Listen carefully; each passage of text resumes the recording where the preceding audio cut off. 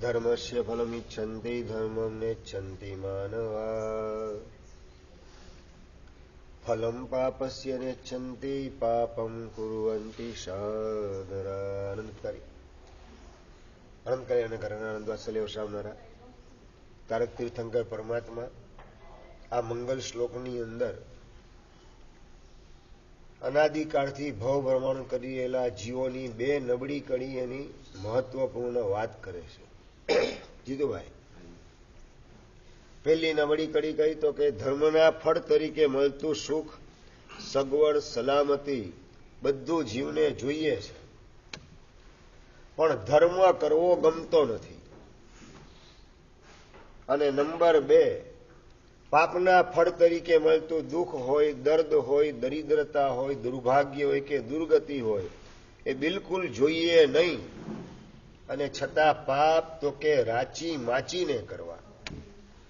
આ બે નબળી કડીના લીધે મારો અને તમારો આત્મા અનાદિકાળથી જન્મ મરણના ચક્કરની અંદર ફસાયેલ છે. પુનરપી જનનમ પુનરપી મરણમ પુનરપી જનની જઠરે શયનમ. આ આપણો અનાદિકાળનો ઇતિહાસ છે. જન્મવાનું, મોટા થવાનું, ડિગ્રી મેળવવાની, પૈસા કમાવાના, પરણવાનું, પપ્પા કે મમ્મી બનવાનું, દાદા કે દાદી બનવાનું અને પાછા સ્મશાન ઘાટની અંદર સૂઈ જવાનું. પાછા ક્યાંક જન્મ લેવાનો, કૂતરી બિલાડીના પેટે કે ભૂંડળના પેટે, એની કોઈ આપણને ગતાગમ હોય નહીં. આપણા જૂના હિસાબ કિતાબ પુણ્ય ને પાપના જે બાકી હોય એ મુજબ આપણી એન્ટ્રી આવતા ભવની અંદર કર્મ સત્તા કરાવે. આખી જિંદગી કદાચ ધોધો ને છીછી કરેલું હોય, જરાય પોતાના શરીરની અંદર પરસેવો થયો એટલે તરત નાહવા માટે જવાનું, થાક લાગે એટલે નાહવા માટે જવાનું, શરીર મેલું થાય એટલે નાહવા માટે જવાનું, શરીરને સાચવવાનું કામ કરેલું હોય, શરીરને સ્વચ્છ રાખવાનું કામ, પફ અને પાવડર લગાવવાનું કામ, સેન્ટ અને પરફ્યુમ છાંટવાનું કામ, અને એ જ જીવ આવતા ભવની અંદર ભૂંડણના પેટે અટવાઈ જાય. દર્શનભાઈ, પછી એ ગટરની અંદર આડોટવાનું કામ, ઉકરડાની અંદર આડોટવાનું કામ, અને કાદવ કીચડ ખાવાની અંદર મિષ્ટાનની મિજબાની માણવાનો આનંદ એની અંદર આખો ભવ પૂરો કરી દે. આ મારી અને તમારી ભૂતકાળની કહાની છે. એ ભૂતકાળની કહાની ભવિષ્યકાળની અંદર રિપીટ થાય નહીં. એ જો આપણી ભાવના હોય તો ધમ્મમ શરણમ પવજ્જામી, ધર્મની શરણાગતિ આપણે સ્વીકારવી જ પડશે. કારણ કે તમે ગમે એટલી પૈસાની શરણાગતિ સ્વીકારો કે પદાર્થની શરણાગતિ સ્વીકારી લો કે પરિવારની શરણાગતિ સ્વીકારી લો, એના માધ્યમથી અનંતકાળ તમારો ઉજળો બની જ જાય એની કોઈ ગેરંટી શિરીષભાઈ મળે? કદાચ પરેશભાઈ, પૈસાની શરણાગતિ આવતા ભવની વાત તો છોડો, આ જ ભવની અંદર પોતાના શરીરની પાયમાલીનું કારણ બની જાય. બિઝનેસના કારણે જમવાનો સમય બધો રાજનભાઈ અસ્ત વ્યસ્ત, 2 વાગે, 2:30 વાગે ને 3 વાગે જમવાનું, રાતના તો કે 10 વાગે ને 11 વાગે જમવાનું. હોજરીનું કમળ બિડાઈ ગયેલું એ સૂર્યાસ્ત પછી એના ઉપર નાખવાનું, એ પચે નહીં. સવારે ઉઠો એટલે માથું ભારે થઈ ગયેલું હોય, કમર દુખતી હોય, ગેસ આખા શરીરમાં ભરાયેલો હોય, શરીર આખું તૂટતું હોય, પાછું દબાણમ દાબિયાણમ, પાછું પેટ ભરવાનું.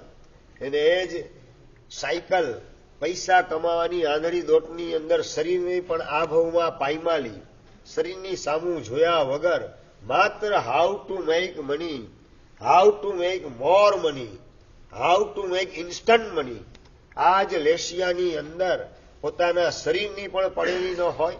અને નંબર 2, કદાચ એ જ પૈસો હાથમાં જો આવી ગયો વધુ પડતો તો ફેશન અને વ્યસનના માર્ગે આત્માની પાયમાલી નોતરિયા વિના રે નહીં. પરભવને પણ ચૂથવાનું કામ, આ ભવની અંદર શીલ સદાચાર સદગુણનો વૈભવ એને પણ લૂંટી લેવાનું કામ વધુ પડતો પૈસો કરે અને હજી આગળ વધીને કદાચ પુણ્ય પરવારેલું હોય, પૈસો ભલે આવી ગયેલો હોય પણ એ જ પૈસો હાથમાં કદાચ હરીશભાઈ 10 લાખ રૂપિયા સુટકેસની અંદર લઈને અંધારી ગલીમાંથી પસાર થતા હો અને કોઈ જાણ બેદુને ખબર પડી જાય પંકજભાઈ કે હાથની અંદર 10 લાખ રૂપિયા છે હાર્ડ કેશ, શું રિઝલ્ટ શું આવે અમરભાઈ? શું લૂંટાઈ જાય? હા, પૈસા તો લૂંટાતા લૂંટાશે. પૈસા લૂંટતા પહેલા તમારા પેટની અંદર છરી ભોકાતા વાર લાગે નહીં. તમે જીવતા હો ને બુઆ બૂમ કરો તો ઓલાને પકડાવાનો ભય હોય એટલે પહેલા તમને પતાવવાનું કામ. તમને પતાવ્યા પછી 10 લાખની સુટકેસ એના હાથમાં જ છે, એને કોઈ આંચકી શકે તેવી શક્યતા નથી. એટલે પૈસા વધુ પડતા મેળવવાની લાઈનની અંદર એ પૈસો કદાચ પોતાના મોતનું પણ કારણ બની જાય તેવી શક્યતા પૂરેપૂરી છે. આ બધી સમજણ રાખી અનંત કાળ મારે સુખી થવું છે તો ધર્મની શરણાગતિ સિવાય બીજો કોઈ ઓલ્ટરનેટ નથી. આવા પ્રકારનું સમીકરણ આપણા મગજની અંદર ચોખ્ખું કરવાની આવશ્યકતા છે. માત્ર પૈસાની પાછળ દોડવાથી, સાચું બોલો, તમારો પ્લાન 100 વર્ષ સુખી થવાનો જયેન્દ્રભાઈ કે અનંતકાળ સુખી થવાનો પ્લાન? અક્ષયભાઈ જવાબ જોઈએ. સવારથી માંડીને સાંજ સુધીના વિચાર આવે એ 100 વર્ષ સુખી થવાના કે અનંતકાળ સુખી થવાના? એટલે કે અનંતકાળ દુઃખી થવું છે એમ? 100 વર્ષ સુખી થઈને પછી અનંતકાળ દુઃખી થવાતું હોય તો એવું 100 વર્ષ સુખી થવાનું મંજૂર ખરું? બસ આ જ વાત છે. પરભવનો વિચાર નથી, પાપનો પણ વિચાર નથી, અને પાપના કારણે આવનારી પીડા એની કોઈ કલ્પના પણ તમે તમારા મનમાં કરતા નથી. માટે જ પાપની ગાડી બે રોક ટોક ચાલે છે ને ક્યારે અચાનક મોતના સ્ટેશને પાપની ગાડી અટવાઈ જશે, ઊભી રહી જશે અને અહીંયા ભેગો કરેલો પૈસો અહીંયા જ રહી જવાનો ને ભેગો કરવા માટે કરેલા પાપ એ આપણને પરલોકની અંદર પીડા આપ્યા વિના રહેવાના નથી. એનો વિચાર પણ મગજમાં કેટલો આવે? એ વિચાર આવવાની એક જ માત્ર જગ્યા છે રહીભાઈ, કઈ? પ્રવચન હોલ. પ્રવચન હોલમાં આવો એ વખતે હિરેનભાઈ થોડો ઘણો વિચાર વ્યાખ્યાન સાંભળતા સાંભળતા મહારાજ સાહેબની વાત તો સાચી છે, એટલે આ મહારાજ સાહેબની વાત નથી, અનંતા તીર્થંકર ભગવંતની વાત છે. અનંતા તીર્થંકર ભગવાનના પ્રતિનિધિ તરીકે ગુરુ મહારાજ આપણને વાત કરી રહેલા છે, આપણને ચેતવવાનું કામ કરી રહેલા છે કે 100 વર્ષ, હું તમને કહું, કકડીને ભૂખ લાગેલી હોય રાજનભાઈ અને ક્યાંય ખાવા પીવાનું મળે એવું દેખાતું ન હોય, ઘરમાં બધે તપાસ કરી ક્યાંય તમને ખાવા પીવાનું મળે નહીં, ઘરની બહાર ગયા અને મીઠાઈનું બોક્સ દેખાય, જીતુભાઈ શું કરવાનું? પંકજભાઈ, મીઠાઈનું બોક્સ દેખાય એટલે એના ઉપર તૂટી પડવાનો. શું બોલો પાછું રાજનભાઈ? ન્યાય આપી દો. મીઠાઈના બોક્સને ન્યાય આપી દો. મીઠાઈનું બોક્સ ખોલી અને હાથમાં મીઠાઈનો ટુકડો લઈ અને પેટમાં પધરાવતા, અને એ જ વખતે પાડોશી બોલે કે ભાઈ તમે મીઠાઈ ખાતા નહીં, આ કૂતરા બધા બહુ હેરાન કરે એટલે એને મારી નાખવા માટે આ ઝેર નાખેલી છે મીઠાઈની અંદર. હવે રાજનભાઈ ભૂખ કકડીને લાગેલી છે અને મીઠાઈ ખાવ તો ભૂખ શાંત થાય કે ન થાય? અભિષેક, એ મીઠાઈ ખાવાથી ભૂખ શાંત થાય કે ન થાય? કેમ ઝેરવાળી તો મીઠાઈ ભૂખ શાંત ન કરે એમ? ભૂખ શાંત થઈ જ જાય ને. મીઠાઈ ઝેરવાળી હોય કે ઝેર વગરની, પેટમાં નાખો એટલે જયેન્દ્રભાઈ તમારી ભૂખ શાંત થયા વિના રે નહીં. નીતિનભાઈ શું કરશો? કકડીને ભૂખ લાગેલી છે અને સામે મીઠાઈ દેખાય, પોઈઝન વાળી મીઠાઈ શું વાત કરો છો? મીઠાઈ સામે દેખાય, મોત પણ સામે દેખાય છે, બસ તો પાપ દેખાય અને એની સામે મોત પણ દેખાય તો એ પાપ થઈ શકે નહીં. મીઠાઈ ઝેરવાળી જે છે એ માટે જે અભિગમ છે કે તત્કાલ ભલે મારી ભૂખ ભાંગી જાય અને સ્વાદિષ્ટ છે એટલે જીભનો ટેસ્ટ મને ભલે મળી જાય, પરંતુ ખાધા પછી ઘડી બે ઘડીની અંદર રામ બોલો ભાઈ રામ થતા વાર લાગવાની નથી. એટલે ભૂખનું દુઃખ સહન કરવું સારું, પણ ખાઈને વેલા મરવું સારું નહીં. આ જ અભિગમ કે બીજો અભિગમ? તો હવે આ જ વાત આગળ થોડી કરું છું. પાપના માર્ગે ચાલીને આ 50, 60, 70, 80 વર્ષ સુખી થવું અને ત્યાર પછી અનંતકાળ દુઃખમય બનાવી દેવો, એના કરતા 50, 60 વર્ષ તકલીફ વેઠી લેવી સારી, પણ અનંતકાળ દુઃખી થવાનો માર્ગ એના ઉપર ડગલા ભૂલે ચૂકે પણ માંડવા નથી. આવો અભિગમ કેટલા પાસે? નીતિનભાઈ, અત્યારે નહીં, ઘરાકને જયારે તમે સમજાવતા હો, શીશામાં ઉતારતા હો અને બુચ પેક કરવાની તૈયારી કરતા હો, એ વખતે આ વિચાર કેટલો આવે કે આ કોકને છેતરવા દ્વારા, અનીતિ કરવા દ્વારા, વિશ્વાસઘાત કરવા દ્વારા ભવાંતરમાં ભિખારી થવાનું બુકિંગ કરાવી રહેલો છું અને આખો ભાવ ભિખારી તરીકે માગ કરવાની અંદર અને બધેથી હળધૂત થવાની અંદર મારે પસાર કરવો પડશે. એવી સજા ભોગવવી નથી. માટે ટેમ્પરરી 25, 50, 100, 200, 500, 1000 રૂપિયા અનીતિના વધારે પડતા અત્યારે મેળવી લેવાની લાઈ એને મારે શાંત કરી દેવી છે. જે નસીબમાં લખેલું હોય અને નીતિ મુજબ મળતું હોય એટલું જ મારે લેવું છે, સ્વીકારવું છે, એ સિવાયનું એવોઇડ કરવું છે. આવા પ્રકારની અનીતિને મૂડીને છોડવાની હિંમત કેટલા પાસે? નીતેશભાઈ, જવાબ જોઈશે નહીં? એટલે પાપ હા, એટલે પૈસા દેખાય છે, પાપ દેખાતું નથી. પાપથી આવનારી પરલોકની પીડા એ પણ નજરની સામે દેખાતી નથી. માટે જ પૈસા મેળવવા માટે પાપ કરવાને, પરલોકને પણ ચૂથી નાખવા, સદગતિને સળગાવવા માટે તમે તૈયાર થઈ જાઓ છો. આ કેના જેવી વાત છે કે બિલાડી દૂધની તપેલીને દેખે પણ કડિયાળી ડાંગ એને જોવા માટે તૈયાર નથી. આ જ સ્થિતિ કે બીજી સ્થિતિ? સુરેશભાઈ, બિલાડીના ત્રાસથી માણસ બિલાડીને પકડવા માટે ઘરમાં ક્યારેય પગ ન મૂકે એના માટે શું કરે? તપેલી રૂમની અંદર વચ્ચોવચ્ચ અને દરવાજાની પાછળ પોતે લપાઈને ઉભેલો હોય, હાથમાં કડિયાળી ડાંગ નાખેલી હોય, અને જેવી તપેલી દૂધની દેખે એની સ્મેલ આવે, બિલાડી આવે, બિલાડીને શું દેખાય? માત્ર દૂધ, કડિયાળી ડાંગ હમણાં મારી કમર ઉપર પડશે, લોહી લુહાણ થઈ જઈશ અને કદાચ ખોપરી ઉપર જો ડાંગ પડી તો મોત આવતા વાર લાગશે નહીં. આ વિચાર જેમ બિલાડીને આવે નહીં, એને માત્ર દૂધ દેખાય, એને કડિયાળી ડાંગ દેખાય નહીં, એમ તમને માત્ર પૈસા દેખાય, એની સાથે જોડાયેલ પાપ અને એની પાછળ બેકિંગમાં આવનારી પરલોકની દુર્ગતિ અને એમાં ઉભી થનારી પીડા, આ બધું દેખાય કે ન દેખાય? એટલે આપણી સ્થિતિ બિલાડી જેવી જ કે બીજી કોઈ? એનાથી ખરાબ. તો એ બિલાડી અને આપણામાં ફરક શું? મનુષ્ય ભાવ મળી ગયો, શાસન મળી ગયું, જીન શાસન. એના પછી આપણામાં ને એના બિલાડીમાં ફરક શું?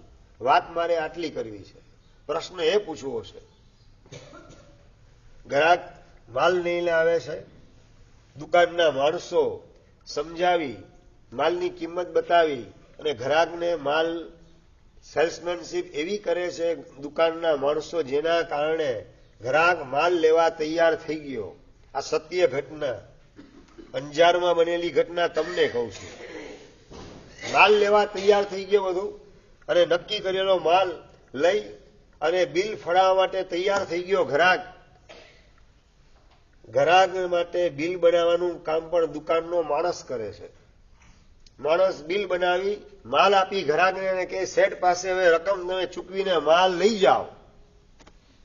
શેઠ પોતાની જગ્યાએ ગોઠવાયેલા છે. દુકાનમાંથી બહાર નીકળતા પહેલા માલ લઈ બિલ બતાવીને પૈસા આપવા માટે ઘરાક તૈયાર થાય. 20,700 રૂપિયાનું બિલ. ઘરાક ખિસ્સામાંથી 20,700 કાઢી અને આપે, શેઠને આપે કે શેઠ આ બિલ અને માલ લઈ જાઓ, પૈસા તમે સ્વીકારી લો. શેઠ બિલ જોવાનું કામ કરે અને ઓલો ઘરાક રવાના થાય. 1 મિનિટ ઉભા રહો. બિલ જોઈ 20,700 નું, 20,700 કેશ આપેલા છે ઘરાકે અને એમાંથી 3,000 કાઢીને ઘરાકને પાછા આપ્યા. 3,000 તમે લઈ જાઓ. 17,700 માં પતી ગયું તમારું. આવું બને હરીશભાઈ, પરેશભાઈ? આવું બને કે ના બને? આ બને એમ નહીં. તમારી દુકાને આવું બને કે નહીં એમ પૂછું છું. ગામની કથામાં મને રસ નથી, મને તમારી કથામાં રસ છે. આવું તમારી દુકાનમાં અત્યાર સુધી કેટલી વાર બનેલું છે જીતુભાઈ? ન બને એમ ખરેખર? હા, તમારા જ અંજારમાં રહેનારા ખરતર ગચ્છના ટ્રસ્ટી ચંદ્રકાંતભાઈ ઘરાક માટે બિલ માણસે બનાવેલું 20,700 નું ને 3,000 ઓછા, તમે પાછા લઈ જાઓ. 17,700 માં પતી ગયું. મારે વધુ પડતું કમાવું નથી. સંતોષી નર સદા સુખી, આ સૂત્રને નજરની સામે રાખી અને મારે ઘરાકના વધુ પડતા બિનજરૂરી અનીતિના માર્ગેથી 3,000 રૂપિયા ઘૂસી જાય મારા ઘરમાં, એ મને પસંદ નથી. આવા પ્રકારની મર્દાનગી દેખાડવા માટેની તૈયારી આ સભામાં બેસેલા કેટલા પાસે આવે? અશોકભાઈ, આપણે ગઈ ગુજરી ભૂલી જઈએ, ભૂતકાળની વાત નથી કરવી, પણ હવે વર્તમાન કાળ એને સાવધાનીપૂર્વક પસાર કરીને ઉજળા ભવિષ્યના નિર્માણની અંદર લાગી જવું છે. આપણે જેટલો આ પાયાનો ધર્મ મજબૂત રીતે પકડવાનું કામ કરશું એટલું આપણું ફ્યુચર બ્રાઇટ હશે. એટલી આપણી સદગતિ સલામત રહેશે. અને જો વર્તમાનની અંદર કરેલી ગરબડ તો કદાચ ભવિષ્ય કાળને રફે દફે થતા ચૂથાતા વાર લાગશે નહીં. એક બક્ષાડી ઉપાસણીમાં આવ્યા અને સહજ મેં પ્રશ્ન કર્યો, પ્રતિક્રમણ કરો છો કે નથી કરતા? સાહેબ પ્રતિક્રમણના સમય દુકાને હોઉં છું એટલે સાહેબ પહોંચાતું નથી. વાંધો નહીં, ઘરે કરો કે ના કરો પ્રતિક્રમણ? સાહેબ પ્રતિક્રમણની વિધિ આવડતી નથી. પંકજભાઈ, પ્રતિક્રમણની વિધિ નથી આવતી કે ભાગશાળી સામાયિક કરો કે ના કરો? સામાયિકની પણ વિધિ નથી આવડતી. પૂજા, સાહેબ પૂજાની પણ વિધિ નથી આવડતી.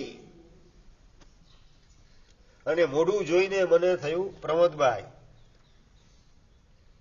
કે ઘરમાં રહેવાની વિધિ આવડે જ? સામાયિકની વિધિ, પ્રતિક્રમણની વિધિ કે પૂજાની વિધિ સાઈડમાં રાખો, ઘરમાં રહેવાની પણ વિધિ આવડે? હવે આમાં ક્યાં અઘરો પ્રશ્ન છે જયેન્દ્રભાઈ, અક્ષયભાઈ? ઘરમાં રહેવાની વિધિ આવડે કે ના આવડે? પરેશભાઈ જવાબ જોઈએ, ડેડ ઓડિયન્સ નથી ફાવતો. હા, ઘરવાળા શીખાડી દે કે તમે એને લાલ ગુણ તમારી આંખ બતાવી દો. હવે તો પુણ્ય એવું પરવારી ગયું ને કાંઈ તમારું ઉપજે એવું નથી. તમે લોકોએ તો આખી કહેવત બદલી નાખી. હો, પેલા પરેશભાઈ કહેવત હતી કે ધાર્યું, હવે છે ને ધાર્યું ધણિયાળીનું થાય, એ કહેવત આવી ગઈ. કહેવત પણ તમે લોકોએ બદલી નાખેલી છે. એટલી હદે પુણ્ય તમારા ફોલ ડાઉન, નીચે ઉતરતા જાય, ગગડતા જાય, ખખડતા જાય.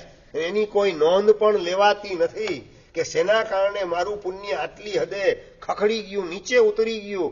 એનો વિચાર પણ મનની અંદર આવતો નથી.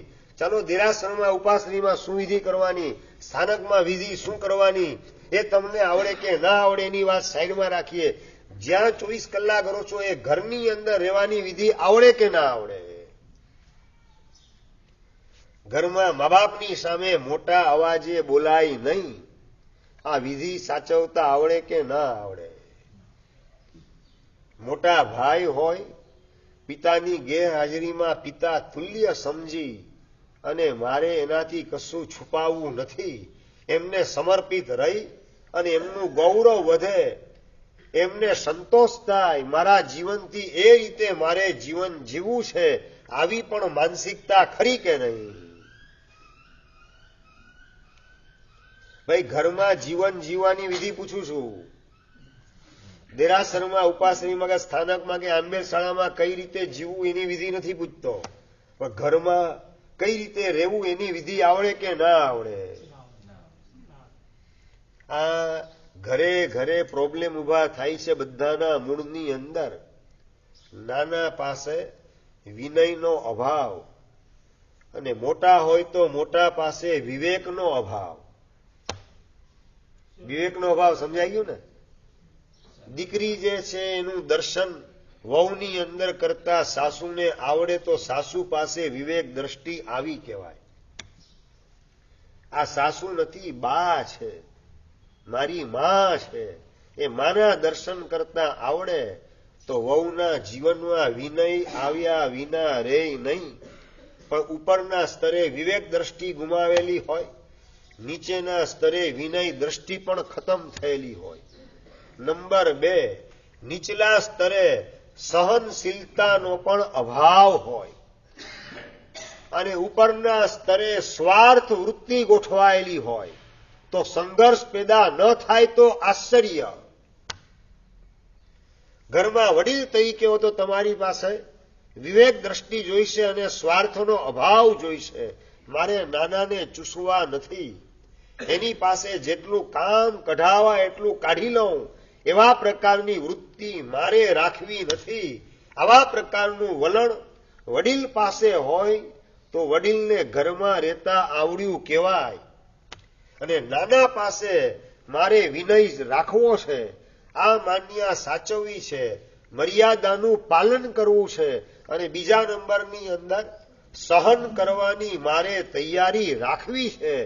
આવી માનસિકતા નાના પાસે હોય, પછી એ દીકરો હોય કે વહુ હોય કે દીકરા દીકરી હોય, કોઈ પણ હોય, નાના છે એને વિનય અને બીજા નંબરમાં સહનશીલતા, ઉપરના સ્તરે વિવેક અને સ્વાર્થ વૃત્તિનો અભાવ, તો ઘરમાં કઈ રીતે રહેવું એ જીવન જીવતા આવડે. પ્રશ્ન તમારા પક્ષે છે, બોલ તમારા મેદાનમાં છે. વડીલ તરીકે તમે હો તો બે ચીજ, પરોપકારની વૃત્તિ અને વિવેક દ્રષ્ટિ કેટલી મળે? નીચલા સ્તરે હો તો વિનય અને સહનશીલતા તમારી પાસે કેટલી મળે? પ્રશ્ન તમારી જાતને પૂછો.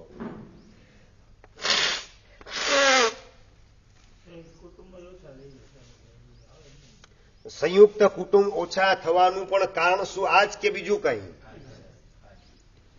ઘરમાં કઈ રીતે રહેવું એ નથી આવડતું, માટે જ લગ્ન પછી જુદા થવાની નોબત વાગે રાખે. વહુને મુરબ્બાનો ડબ્બો લેવા માટે ઉપર મોકલેલી હતી ને વહુ નીચે ઉતરે છે. સાસુ રસોડાની અંદર છે, વહુ ઉપર ગયેલી છે પેલે માળે, અને ત્યાંથી નીચે ઉતરતા ઉતરતા સાડી પગમાં ભરાઈ ગઈને વહુ પડી. હાથમાં રહેલો 1 વર્ષ સુધી ચાલે એટલો અથાણાનો ડબ્બો, કાચની આખી બહેણી, 1 વર્ષ સુધી ચાલે એવી કાચની બહેણી, વહુ પડે એટલે સૌથી પહેલા તો અથાણાની આખી બરણી હોય વધેરાઈ જાય. અને જેવી વહુનો પડવાનો અવાજ સાસુ સાંભળે અને ઊભી થઈને સીધી બહાર આવે. બહાર આવી અને હવે તમારા ઘરનું ઇમેજિન, કલ્પના કરો, તમે વિઝ્યુલાઇઝ કરો, વિઝ્યુલાઇઝ કે ઘરનું વાતાવરણ કેવા પ્રકારનું હોય. જીતુભાઈ તો નહીં તો છે શું એમ પૂછું છું? તમારા ઘરમાં શું હોય એમ પૂછું છું. ભડકા શું વાત કરો છો? બસ દ્રષ્ટિ ન હોય તો નહીં, અત્યારે હકીકત કઈ છે એમ પૂછું છું. હા, ભડાકા જ થાય. દેખતી નાથ આંધળી છે, ભાનનાથ આ રીતે આખા વર્ષના અથાણા આમને આમ ખતમ કરી નાખવાના અને આખું વર્ષ બગડ્યું. અથાણા બગડે એટલે વર્ષ બગડ્યું. સવારના ચા બગડે એટલે પંકજભાઈ સવારે ચા બગડે એટલે દિવસ બગડ્યો. અથાણા બગડે એટલે વર્ષ બગડ્યું. અને લાઈફ પાર્ટનર બગડે તો આખી જિંદગી બગડી. અને હજી ચોથા નંબરની મહત્વની આ તમે બગડો તો ભવો ભાવ બગડ્યા. આ બહુ મહત્વની વાત. હું જો બગડી જાઉં, મારા સ્વભાવને બગાડવાનું કામ કરું, બીજાના માત્ર દોષ જોવા અને કોકનો દોષ દેખાય એટલે એને બિલકુલ મારે છોડવો નથી, એને બતાવી દઉં, AK-47 ફોડવાનું કામ કરું, આ જ વલણ લઈને તમે ફરતા હો તો ઘરની અંદર નરક ઊભી થતા વાર લાગશે નહીં. સમજી રાખો કાયમ માટે. If you want to go in heaven, you must be heaven for others. Harishbhai, સ્વર્ગમાં જવું છે તો બીજા માટે સ્વર્ગ જેવું જીવન જીવવાની શરૂઆત આ જ ભવની અંદર કરવી પડશે. તો સ્વર્ગ આપણી પ્રતીક્ષા કરતું હશે. બીજા માટે નરકનું જીવન જીવીએ તો આંખ નીચાયા પછી નરકમાં એન્ટ્રી થાય એમાં કોઈ નવાઈ નથી. પરલોકમાં ક્યાં જવાનું એના જવાબ મેળવવા માટે સિમંદર સ્વામીને પૂછવાની જરૂરત નથી. તમારા જીવન ઉપર નજર કરો એટલે જવાબ આપોઆપ પ્રાપ્ત થયા વિના રહે નહીં. આપણે આપણી જાતને પૂછવાનું છે દિર્ગેશભાઈ કે હું બીજા માટે સ્વર્ગનું જીવન જીવવાની તૈયારી વાળો કે બીજા માટે નરકનું જીવન જીવવાની તૈયારી વાળો. તમે રોજ સાંજના રાતના 8:30 વાગે ઘરે આવતા હો, 8:30 બદલે 8:15 આવી જાઓ. તમારા દીકરા દીકરી ઘરવાળી બધાને શું થાય? હાશ થાય. હાય પપ્પા ક્યાં વેલા આવી ગયા. શું થાય? શું જવાબ બોલો જયેન્દ્રભાઈ? 5 કલાક વેલા તમે જો ઘરે આવી ગયા રાતે, દીકરા દીકરી ઘરવાળી બધાને હાશ સમયસર આવી ગયા, વહેલા આવી ગયા. આ પપ્પાની આજે શેર કરશું આખા દિવસની મજાની વાત. એમ દીકરા દીકરી રાજીના રેડ થઈ જાય. હાય પપ્પા ક્યાં આવી ગયા એમ થાય. શું થાય? શું અક્ષરભાઈ જવાબ જોઈએ. ઘરમાં રહેવાની વિધિ તમે શીખ્યા કે નહીં અને એને ફોલો કરવાનું કામ કરો છો કે નહીં, એ બધા પ્રશ્નના જવાબ દ્વારા તારણ મળી જશે. ભાઈ વેલા ઘરમાં એન્ટ્રી કરો તો હાય થાય કે હાશ થાય? નીતિનભાઈ, ઘરના મેમ્બર બધા, સંજયભાઈ, હાશકારો અનુભવાય કે હાય અનુભવાય? હાશ કે ત્રાસ? શિરીષભાઈ, હાશ કે ત્રાસ? તમે તમારી વાત ગામ આખાની ક્યાં કથા કરો છો? ગામ આખાની કથા નથી કે મારે તમારો જવાબ જોઈએ. તમે વેલા આવી ગયા તો હાશ કે ત્રાસ? આશ્ચર્ય નહીં, એ આશ્ચર્ય કે આઘાત? આશ્ચર્ય સાથે આઘાત હોય કે આનંદ હોય? પ્રશ્ન એટલો જ છે. આઘાત હોય તો પતી ગયું, ત્રાસ જ આવ્યો. આ તમે વકીલની ભાષામાં વાત મારી કરો છો. આ તમે એવા છો ને જ્યાં સુધી ડીપ કાસ્ટિંગ ન કરું, પોસ્ટમોર્ટમ ન કરું ત્યાં સુધી તમારી અસલિયત તમે પકડાવા દઉં નહીં.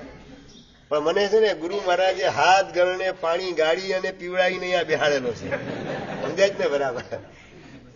આ 43 વર્ષથી આ સંયમ જીવનમાં ગોઠવાયો છું અને એમાં પણ 31 વર્ષથી વ્યાખ્યાની પાઠ ઉપર ગોઠવાયેલો છું.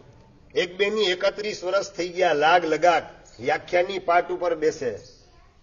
ગામે ગામના અલગ અલગ પાણી પીધેલા માણસો અમને ભેગા થઈ રાખે, ભટકાય રાખે. ભટકાય તો ન કહેવાય, ભેગા થાય. એક એક ફળદ્રુપ ખોપરીઓ બધી હોય, એક એકને હલ કરવી એ બહુ અઘરું અને ચેલેન્જેબલ કામ. એ કરતા ગુરુ મહારાજની કૃપાથી એ કામ કરતા કરતા અહીંયા સુધી પહોંચેલો છું. પ્રશ્ન તમારો, પ્રશ્ન મારો, એનો જવાબ સીધો આપવાના બદલે મોટા ભાગે વકીલની ભાષામાં જ જવાબ આવતો હોય. વહુ જેવી પડી અને સાસુ સીધી રસોડાથી બહાર આવીને, વહુ બેટા વાગ્યું નથી ને તને? કાચ નથી વાગ્યો ને બહેણીનો, સીધો મોઢામાંથી નીકળેલો આ જ શબ્દ, બીજા કોઈ શબ્દ નહીં.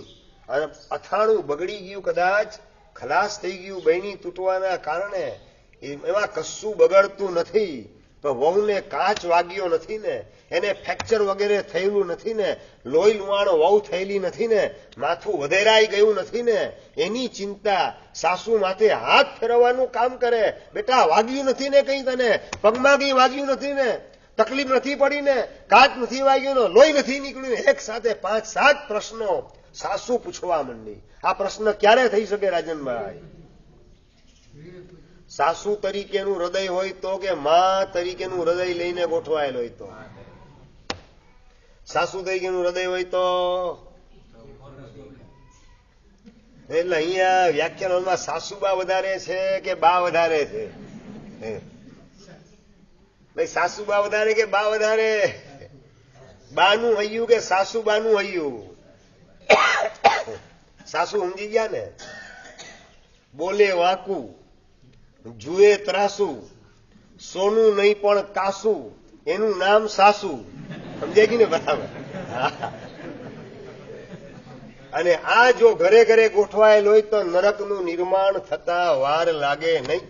પાપી મરીને નરકે જાય છે. શિરીષભાઈ, એ જવાબમાં છે ને અર્ધ સત્ય જવાબ છે, પૂરેપૂરો સત્ય જવાબ એ નથી. હકીકતમાં સાચો જવાબ એ છે, પાપી મરીને નરકે જાય છે એમ નહીં, પણ પાપી જ્યાં જાય ત્યાં નરક પેદા કરે છે. એ હકીકત સાચો જવાબ છે. આપણે આપણી જાતને પૂછીએ, હું જ્યાં જાઉં ત્યાં નરકનું નિર્માણ કે સ્વર્ગનું નિર્માણ? પાપી દેરાસરમાં આવે ને તો પૂજારી પણ વિચારે ત્રાસ થતો હોય, ઉપાસનીમાં આવે તો ઉપાસનીના માણસો પણ ગભરાતા હોય, આંબેલશાળામાં જાય તો આંબેલશાળાની બહેનો એ પણ એનાથી અકળાતી હોય, દુકાને જાય તો દુકાનના માણસો પણ એનાથી ગભરાતા હોય, ફ્રેન્ડ સર્કલમાં જાય તો મિત્ર પણ અણગમાનો અનુભવ કરતા હોય. પાપી જ્યાં જાય ત્યાં નરકનું નિર્માણ કરે છે, અને ધર્મી જ્યાં જાય ત્યાં સ્વર્ગનું નિર્માણ કર્યા વિના રહેતો નથી જ. આપણે આપણી જાતને પૂછીએ, આપણે દેરાસર, ઉપાસરે, આંબે ખાતું, સ્થાનક કે આગળ વધીને દુકાન, ઘર, જ્યાં પણ જઈએ ત્યાં નિર્માણ શેનું કરીએ? આપણા માધ્યમથી નિર્માણ સ્વર્ગનું કે નરકનું?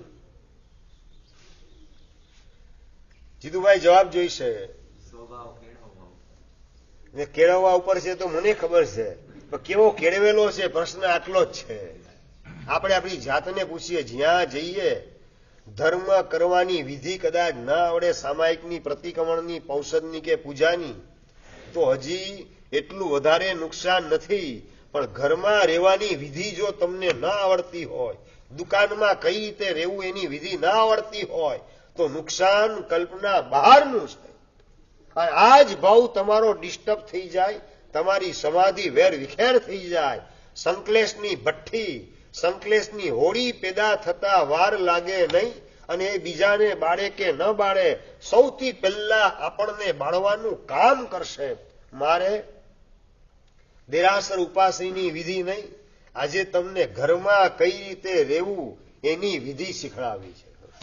ઘરમાં રહેવાની વિધિ. મારે ક્યાંય કોઈના દોષ જોવા નથી.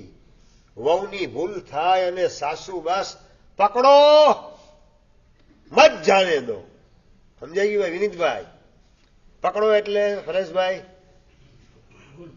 એને ઉઘાડા પાડવાનું કામ કરો. પકડો, મત જાણે દો. આ તકને જવા દેવી નથી, એને ઉઘાડી પાડવાનું કામ કરું મારા દીકરાની આગળ. અને નંબર 2, માનું હૈયું લઈને સાસુ જીવન જીવતી હોય તો પકડો મત, જાને દો. સમજ્યા? ખાલી કોમાનો જ ફરક છે. ઘરમાં કઈ રીતે રહેવું એની વિધિ શીખવાની અંદર ફરક કેટલો છે પંકજભાઈ? માત્ર કોમા. પકડો પાસે જો કોમા ગોઠવાઈ ગયું તો દુર્ગતિ નિશ્ચિત. આ ભવમાં પણ સંકલેશની ભઠ્ઠી મગજમાં સતત સળગતી હોય, અને મત પછી જો કોમા આવી ગયું, પકડો મત, તો આ જ ભવની અંદર સદેહે સ્વર્ગની અનુભૂતિ આપણે કહી શકીએ. આપણી પ્રસન્નતા એને કોઈ લૂંટી શકે નહીં. આપણને કોઈ દુખી કરી શકે નહીં, કોઈ દુર્ગતિની અંદર ફેંકી શકે નહીં, કારણ કે આપણું વલણ જગતના જીવ માત્ર પ્રત્યે મંગલ મૈત્રી ભાવ એનાથી વાસિત છે અને એની શરૂઆત આપણે આપણા ઘરથી કરવાની છે. Religious is beginning from home or temple. Harishbhai, ધર્મની શુભ શરૂઆત દેરાસર ઉપાસનીને સ્થાનકમાંથી થાય કે ધર્મની શરૂઆત ઘરથી અને તમારી દુકાનથી થાય? ભાઈ, ધર્મની શરૂઆત ક્યાંથી? ઘરથી. આ સમજણ કેટલી? ઘરમાં મારે કોઈના ઉપર ફાયરિંગ કરવું નથી. તમે સાચું લો, ઈંટ ચૂનાના અને લોખંડના સળિયાથી બનેલા મકાનમાં રહો છો કે વાત્સલ્ય, લાગણી, સહનશીલતા, હૂંફ એની દિવાલથી જેનું નિર્માણ થયેલું છે એવા મકાનમાં રહો છો? મકાનમાં પહેલા નંબરમાં ઈંટ ચૂનો અને આગળ વધીને લોખંડના સળિયા એનાથી બનેલા મકાનમાં રહેવાનું છે કે પરસ્પરની લાગણી, હૂંફ, વાત્સલ્યથી બનેલું ઘર એની અંદર તમે રહો છો? ક્યાં રહો છો? મકાનમાં કે ઘરમાં? હરેશભાઈ, મકાનમાં કે ઘરમાં? ફરીથી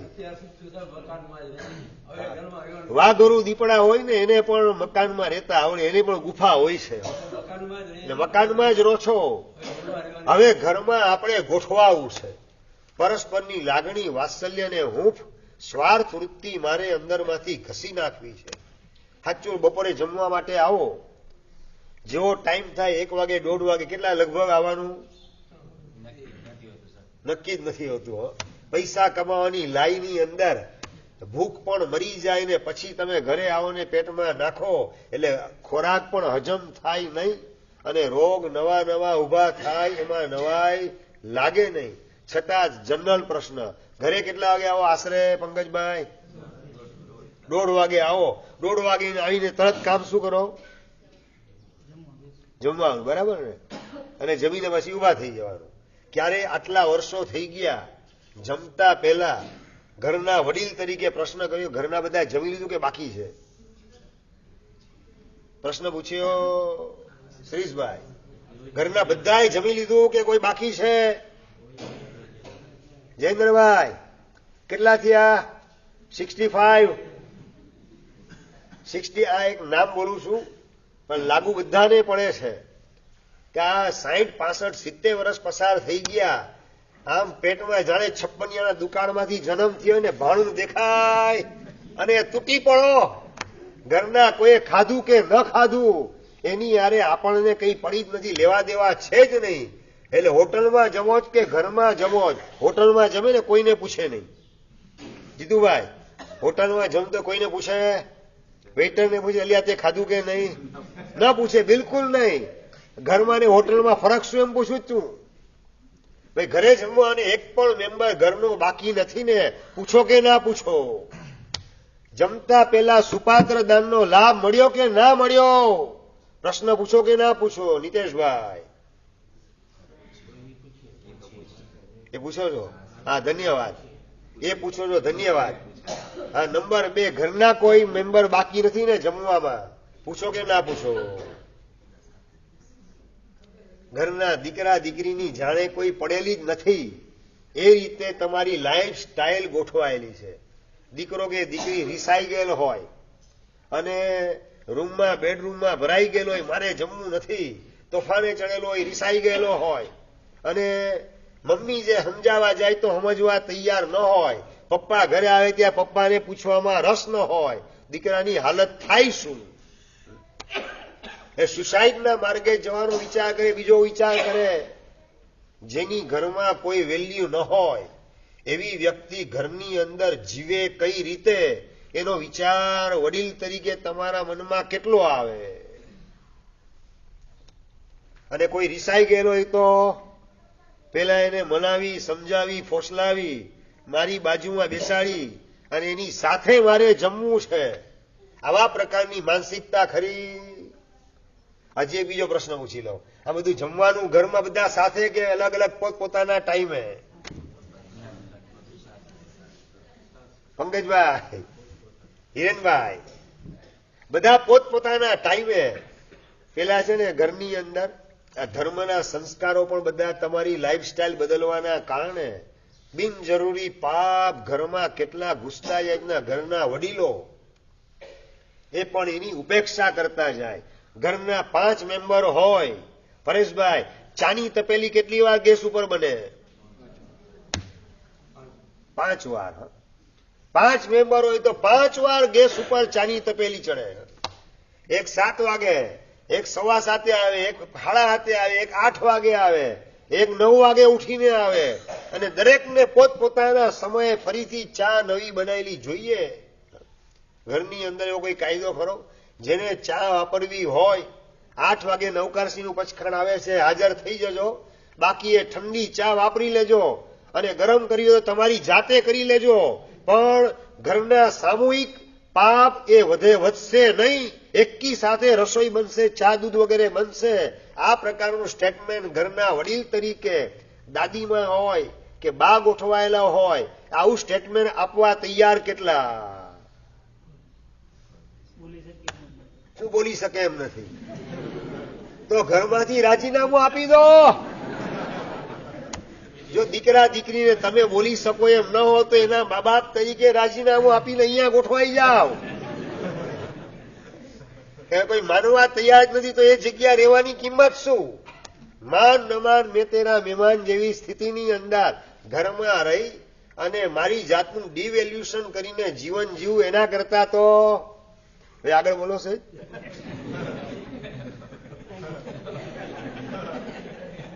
એના કરતા તો ઓઘો લઈ લો એ લાખ દરજ્જે સારી વાત છે. એવું સૂજે નોર્મલ સંયોગમાં ન સૂજે એનો કોઈ વાંધો નથી ઉઠાવતો, પણ જયારે તકલીફમાં તમે ગોઠવાયેલા હો, ઘરે પ્રોબ્લેમ થાય ને તમારું ઘરમાં ઇન્સલ્ટ થતું હોય, અને એ વખતે આના કરતા તો હવે તો બોલો ખરા, હવે આગળ રાજનભાઈ, આના કરતા તો દીક્ષા લીધી હોત તો સારું થાત. ઘરવાળી યારે ઝઘડો થાય, દીકરા દીકરી યારે માથાકૂટ થાય, એ વખતે વિચાર આવે. વિનીતભાઈ, આ કોઠે પડી ગયા તમને દુઃખ. આ રેલવે સ્ટેશનના માસ્તર જેવી તમારી હાલત છે. રેલવે સ્ટેશનનો માસ્તર નિવૃત્ત થવાનો દિવસ આવી ગયો. હવે બધા એને કોંગ્રેચ્યુલેશન કરવા જાય કે ખૂબ સરસ મજાની તમે સેવા આપી, ખૂબ ખૂબ તમને ધન્યવાદ, થેન્ક યુ બોલે, કોંગ્રેચ્યુલેશન આપવાનું કામ કરે ને ઘણા વાત કરે. હવે તમને નિરાતે ઊંઘવા મળશે. સ્ટેશન માસ્તરનું સુવાનું ક્યાં હોય? રેલવે સ્ટેશનમાં. અને આખી રાત ખટાખટ ખટાખટ ખટાખટ ટ્રેનનો અવાજ ચાલુ જ હોય, શાંતિથી ઊંઘ આવે નહીં. હવે તમને 60 વર્ષ થયા તમારા, હવે ઘરે શાંતિથી ઊંઘવા મળશે, નિરાતે ઊંઘવા મળશે. બધા લોકો આ રીતે એમને ધન્યવાદ આપવાની વાત અને એના જીવનની અંદર હવે સુખના દિવસો શરૂ થયા એ બધી વાત કરે છે. અને સ્ટેશન માસ્તર ઘરે જાય છે, બધા ગામના બધા લોકોનું માન સન્માન મેળવીને. લોકોને આશ્ચર્ય થાય એ રીતે બીજે દિવસે સાંજે સ્ટેશન માસ્તર સુવા માટે ઘરે જવાના બદલે રેલવે સ્ટેશન જાય છે. લોકો બધા પૂછે, પરેશભાઈ ભાઈ, અરે ઘરે શાંતિથી બેડરૂમમાં સુવાના બદલે ડનલોપની ગાદી છે, એસી ગોઠવાયેલ છે, ઘરે શાંતિથી ઊંઘવાના બદલે ક્યાં તમે રેલવે સ્ટેશન ઉપર ખટાખટ ખટાખટ આખી રાત અવાજ ચાલે, ત્યાં ક્યાં સુવા માટે જાઓ છો? અને સ્ટેશન માસ્તર વાત કરે કે 40 વર્ષથી છે ને આ રીતે એવો ટેવાઈ ગયેલો છું, ઘરે હવે ઊંઘ આવતી નથી. આમ ગયા દુઃખ કોઠે પડી ગયા બોલે ને વિનીતભાઈ. એટલે રેલવે સ્ટેશન માસ્તર એના જેવી માનસિકતા, સંસારના બધા દુઃખ તમને કોઠે પડી ગયા. પછી વિશ્વાસઘાત થાય તમારી સાથે, કે ચીટિંગ થાય બજારની અંદર, કે સગાવાલા તમને બદનામ કરવાનું કામ કરે, કે ઘરની અંદર તમારું ઇન્સલ્ટ થાય, બધા દુઃખ તમને કોઠે પડી ગયેલા છે. અને એના જ કારણે અંદરમાં વૈરાગ્યનો દીવડો જે પેટવો જોઈએ, સમજણનો પ્રકાશ પથરાવો જોઈએ, એમાંનું કશું થતું નથી અને આમ ને આમ પશુ જેવું જીવન જીવવાની અંદર અમૂલ્ય ભાવ અનંત કાળે મળેલો માનવનો મનખો વેડફાઈ રહેલો છે, અમૂલ્ય ભાવ આમ ને આમ લૂંટાઈ રહેલો છે અને એની નોંધ પણ મગજમાં લેવાતી નથી. આ સ્થિતિની અંદર વર્ષોના વાણા વીતી ગયા. હવે એની અંદર મારે પરિવર્તન કરવું છે, પુનરાવર્તન કરવું નથી. હવે પરિવર્તનનો યુગ આવેલો છે. પરિવર્તન એટલે મારે મારા આત્મા માટે કંઈક કરી છૂટવું છે અને એની શરૂઆત, ધર્મની શરૂઆત મારે મારા ઘરથી કરવી છે. ઘરના 5 મેમ્બરો એને 5 વખત ચાની તપેલી ગેસ ઉપર ચડે એટલે આરંભ સમારંભના પાપ દરેકના લમણે સ્પેશિયલ ઠોકાતા જાય. સમજ્યા નહીં સમજ્યા હું શું કહેવા માંગુ છું? અહીંથી તમારે ભુજ જવું હોય, ઘરમાં 4 વ્હીલર હોય, તમે કઈ રીતે જાઓ? ભાઈ ભુજ જવું હોય તો બસમાં જાઓ કે 4 વ્હીલરમાં? પરેશભાઈ, જીતુભાઈ, પુણ્ય તમારું ચમકે છે. ઘરે 4 વ્હીલર ગોઠવાયેલ છે ને ભુજ જવાનું છે અંજારથી. કોણ બસ સ્ટેશને જાય? એ વિચાર આવે કે સ્પેશિયલ વિરાધના મારા માટે કરીશ તો એ બધું પાપનું દેવું મારે એકલાએ ચૂકવવું પડશે. બસમાં બેસીને જઈશ, 50 પેસેન્જર હશે તો બધાના ભાગે સરખું પાપ વેચાશે, મારા ભાગે પાપનો બોજો ઓછો આવશે. માટે સ્પેશિયલ કારમાં ભુજ જવું નથી, મારે બસના માધ્યમથી ભુજ જવું છે. આવો વિચાર કેટલાના મનમાં ના આવે? આ પાયાના ધર્મની વાત કરું છું. હવે સિદ્ધિ તપની વાત કે માસખવણની વાત નથી. હવે આ પાયાના એકડો ઘૂંટાવાની તમને વાત કરું છું. સ્પેશિયલ તમે તમારી કારની અંદર ગાંધીધામ જાઓ, ભચાઉ જાઓ કે અમદાવાદ જાઓ કે ભુજ જાઓ, એની અંદર પાપ એકલા માત્ર તમારા લલાટે ઠોકાય. અને બસની અંદર જાઓ, રેલવેની અંદર તમે અમદાવાદ જાઓ તો જેટલા પેસેન્જરો બધાના ભાગે સરખા ભાગે વેચાય, આપણા ભાગે થોડુંક આવે અને ઓલું ઢગલા બંધ પાપ આપણા માથે આવશે. બિનજરૂરી પાપનો બોજો મારે ઉંચકવો નથી. આવો વિચાર કેટલાના મનમાં?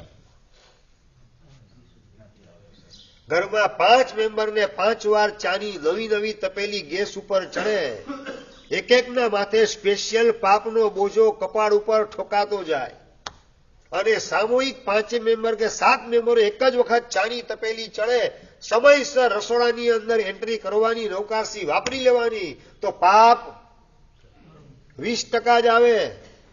5 મેમ્બર છે ઘરના, એકવાર તપેલી ચડી એટલે 20% જ પાપ પોતાના ભાગે અને દરેકની પોતપોતાની અલગ સ્પેશિયલ તપેલી ચડે એટલે 100% પાપ એક એકના કપાળે લમણે ઠોકાતું જાય.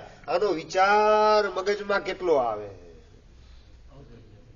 અને હું તો હજી આગળની વાત કહું છું કે જેના અન્ન જુદા એના મન જુદા, અને જેના અન્ન ભેગા એના મન પણ ભેગા. અમે સાધુ ભગવંતો ગોચરી વાપરીએ, સાધી ભગવંતો ગોચરી વાપરે. કઈ રીતે વાપરે?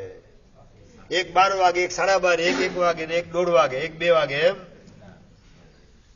પરેશભાઈ, અમારા જેટલા સાધુ સાધી ભગવંત ગોચરી વાપરે, અન્ન ભેગા કે જુદા? તમારા અન્ન ભેગા કે જુદા? અન્ન જુદા તો મન જુદા થતા વાર લાગશે કઈ રીતે? અન્ન ભેગા નહીં હોય તો મન ભેગા રહેશે કઈ રીતે? અંદરમાં દિવાલ ઊભી થઈ જશે. પછી એ બે સગા ભાઈને પણ જુદા થતા વાર લાગતી નથી. એક જ પરિવારમાં અત્યાર સુધી રહેતા હતા, 20 વર્ષ સુધી, 22 વર્ષ સુધી, 25 વર્ષ સુધી. લગ્ન થયા એટલે કે 2 પગના 4 પગ થયા. 4 પગ જ ને 2 પગમાંથી? ના ના, હજી સમજણ નથી તમને. લગ્ન માટે જતા હો ને, આગળ કોણ હોય? ભાઈ તમારી દુનિયાના પ્રશ્ન છે. હું તો અનુભવ કર્યા વિના આવી ગયો છું. અનુભવ કર્યા વિના અહીંયા બેસેલો છું એટલે અનુભવીને પ્રશ્ન પૂછું છું. રાજનભાઈ, આગળ કોણ હોય? વર પાછળ કોણ હોય? જાન આખી પાછળ ગોઠવાયેલી હોય. સૌથી પહેલા કોણ ગોઠવાયેલું હરીશભાઈ? વર આગળ, જાન આખી પાછળ. ચાલો હવે આગળની વાત. લગ્ન ચાલે, હમણાં લગ્નની સિઝન જ ચાલે તમારી દુનિયામાં. હા, રાતના અમે વાસુજીમાં હતા ને ગઈકા પરમ દિવસે, રાતના 12 વાગ્યા પછી ઊંઘ આવી. ત્યાં સુધી ઊંઘ આવે નહીં એટલા ફિલ્મી ગીત ને ડાન્સ વગેરે ચાલે રાખે. તમારી દુનિયા લગ્નની દુનિયા.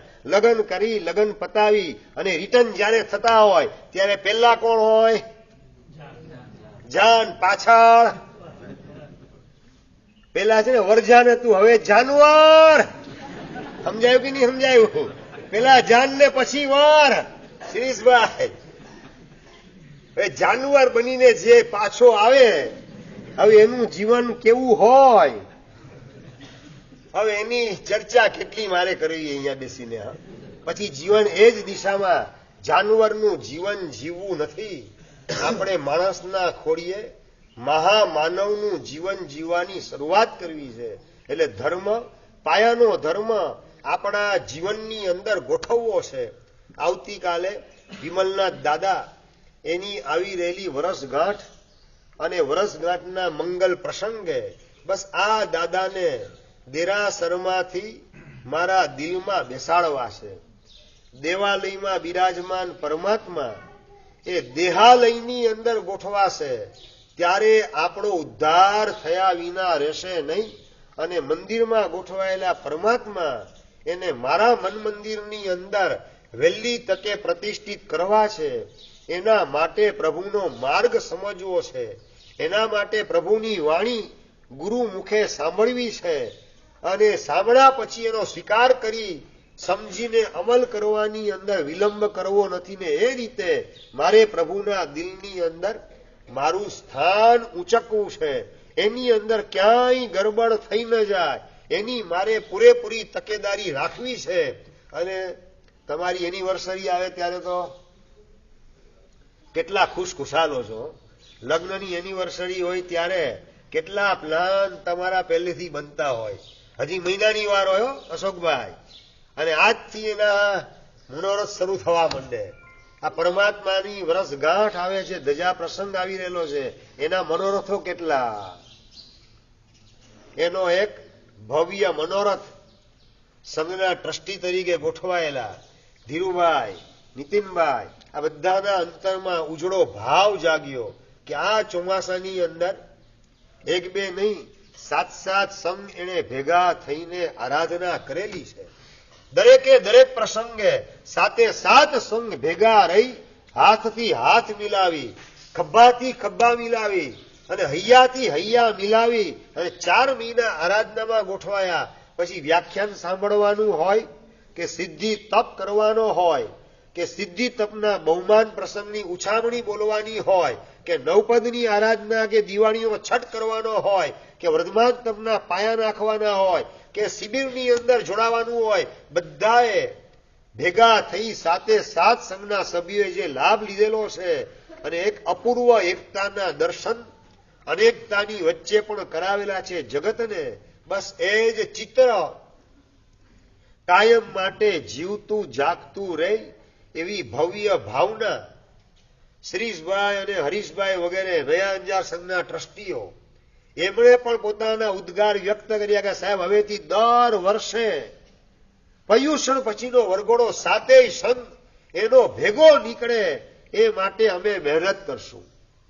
અને નંબર 2, નયા અંજારના મહાવીર મહારાજાની વરસગાંઠનો પ્રસંગ આવશે ત્યારે અમે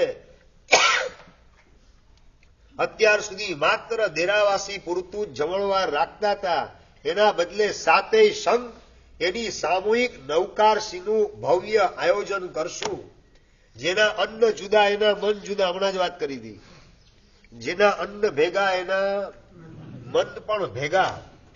એટલે એની સ્ટ્રેન્થ વધતી જાય, સૌના મન ભેગા રહે. એના માટે વરસગાંઠ પ્રસંગે 7 સંઘની સામૂહિક નવકારસી બપોરનું સ્વામી વાત્સલ્ય એનું આયોજન અમે કરશું. અને સમજી રાખો કે પાણીમાં એક કાંકરી પડે ને તરંગ કેટલા ઉભા થાય? 25, 50, 100, 200 તરંગ નવા નવા ઉભા થાય અને એક પેલા તરંગ કરતા બીજો તરંગ મોટો, બીજા કરતા ત્રીજો તરંગ મોટો હોય.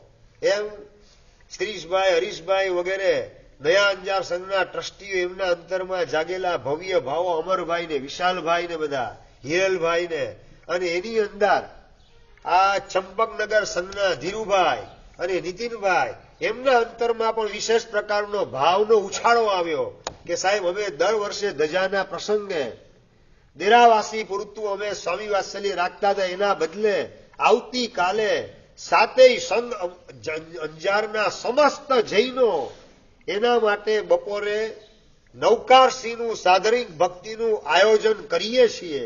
આવા પ્રકારની એક હૃદયની ભવ્ય ભાવના એમના અંતરમાં જાગૃત થઈ અને એની જાહેરાત અત્યારે કરવામાં આવે છે વ્યાખ્યાનની અંદર. આવતીકાલે સમસ્ત અંજારના સમસ્ત જૈનો, 7 સંઘના જૈનોને બપોરે નવકારસિંહમાં પધારવાનું આમંત્રણ. અન્ન જેના ભેગા મન ભેગા, અને મન જેના ભેગા એ બધા સાથે ઉભેલા હોય, સાથે ગોઠવાયેલા હોય એટલે એની સ્ટ્રેન્થ વધી જાય અને યુવાનો સરળતાથી ધર્મ માર્ગે ઉલ્લાસને ઉમંગથી આગળ વધતા જાય અને યુવાનોની શક્તિનો બેનિફિટ સકલ સંઘને મળ્યા વિના રે નહીં. આવું એક ઉજળું ભવિષ્ય અંજારની અંદર નિર્માણ પામે એના માટે ચંપકનગર સંઘના ટ્રસ્ટીઓ ધીરુભાઈ, નીતિનભાઈ વગેરે એમણે કરેલો નિર્ણય ખૂબ ખૂબ અનુમોદનાને પાત્ર છે. આપણે સૌ એમના હૃદયના ભાવને વધારવાનું કામ કરીએ.